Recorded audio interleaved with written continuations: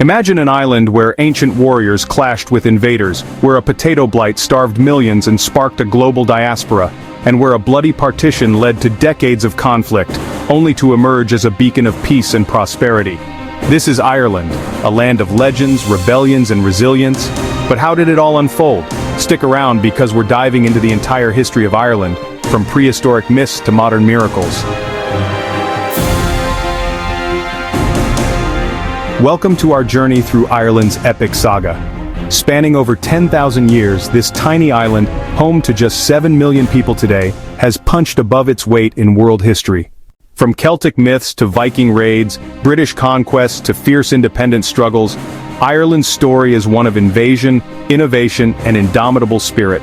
We'll cover it all chronologically: ancient origins, medieval turmoil, colonial oppression, revolutionary fire, and today's vibrant republic. Along the way, expect twists, like how a saint tamed snakes or a famine reshaped America. But beware, Ireland's history is full of open questions like, could the Celts have repelled the Romans? We'll tease them and deliver the answers. By the end, you'll see why Ireland isn't just a place, it's a symbol of survival. Let's start at the beginning. What if the Romans had invaded? We'll explore that tangent later.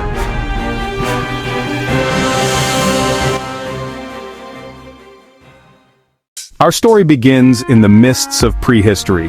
Around 8000 BC, during the Mesolithic era, the first humans arrived in Ireland, likely hunter-gatherers crossing land bridges from Britain or boating from Europe.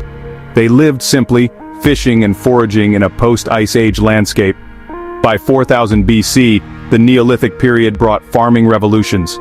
Settlers built massive megalithic tombs like Newgrange, older than the pyramids and aligned with the winter solstice.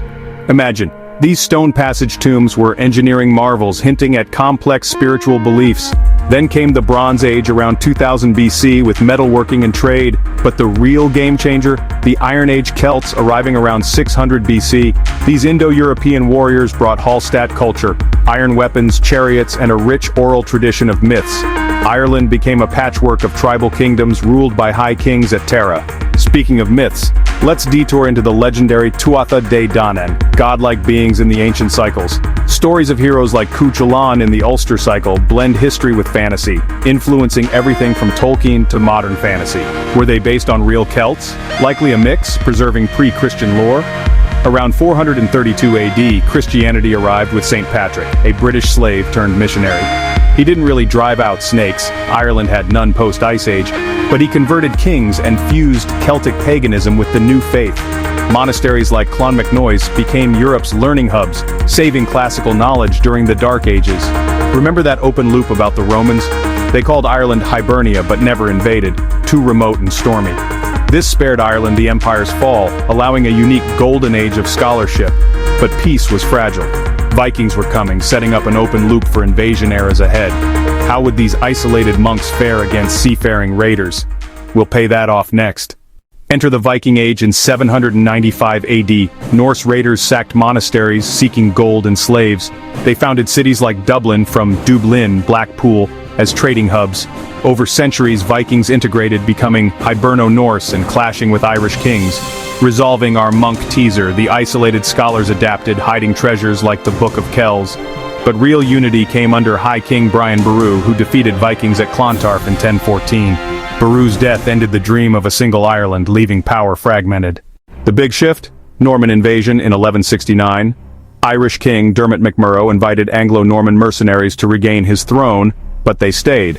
Henry II of England declared himself Lord of Ireland in 1171, starting centuries of English influence.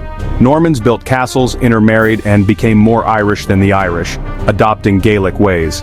A fun aside, pre-Norman Ireland had Brecon laws, an ancient legal system emphasizing compensation over punishment. Women had rights to property and divorce, progressive for the time.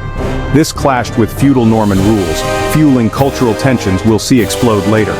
By the 1400s, English control waned to the Pale around Dublin, with Gaelic lords ruling elsewhere, but Tudor reconquest loomed. What if the Tudors fully anglicized Ireland? That cultural clash sets up rebellions to come.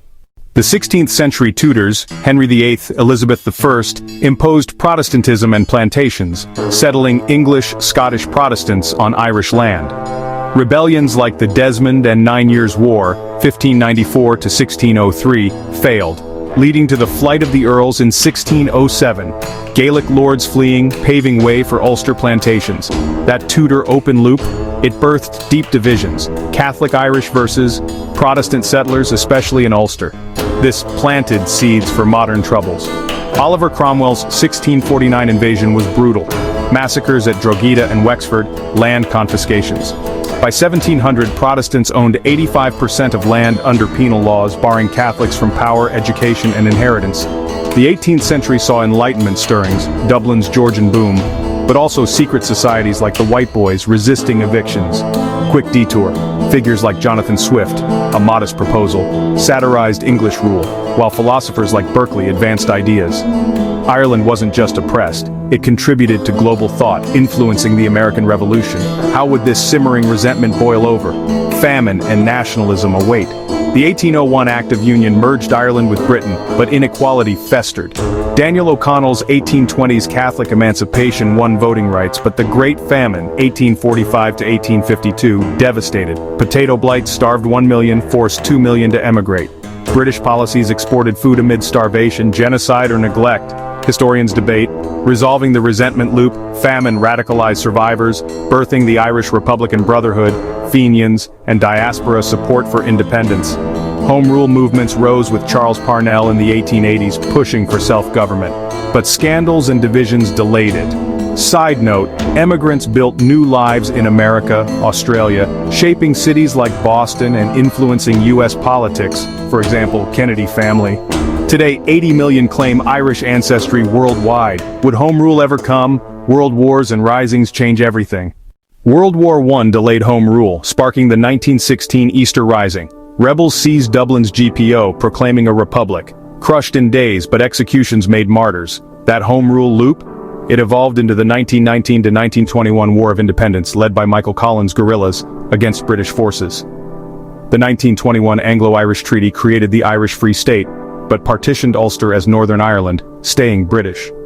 Civil War, 1922 to 1923, pitted pro-treaty versus anti-treaty forces. Collins's death was a tragedy. ERA's 1937 constitution leaned neutral in 1-2, full republic in 1949. The Troubles, 1968 to 1998, civil rights protests in Northern Ireland escalated to violence between nationalists, IRA, Unionists, UVF, and British troops. 3,500 died in bombings. Bloody Sunday, 1972. Brief aside, icons like Eamon de Valera, president for decades, and Bobby Sands, hunger striker, embodied the struggle. Music from U2 to the Cranberries captured the era's pain. Peace came with the 1998 Good Friday Agreement, power-sharing IRA ceasefire. Modern Ireland EU join in 1973 sparked the Celtic Tiger boom. Today it's progressive, legalizing gay marriage 2015, abortion 2018, and a tech hub, Google, Apple, in Dublin. But Brexit challenges the border. From ancient invasions to modern unity, Ireland's spirit endures. And that's the entire history of Ireland, a tapestry of triumph over tragedy. From Celtic warriors to peace accords, it's a reminder that even small nations can shape the world. We've closed our loops, from Roman what-ifs to famine's fallout, and explored tangents that add color to the canvas. What stands out? Ireland's unyielding quest for identity amid empires. Today, it's a united cultural force, north and south. Thanks for watching. If this sparked your interest, like, subscribe, and comment your favorite era. Check out our sources in the description for deeper dives. Until next time, Slaint.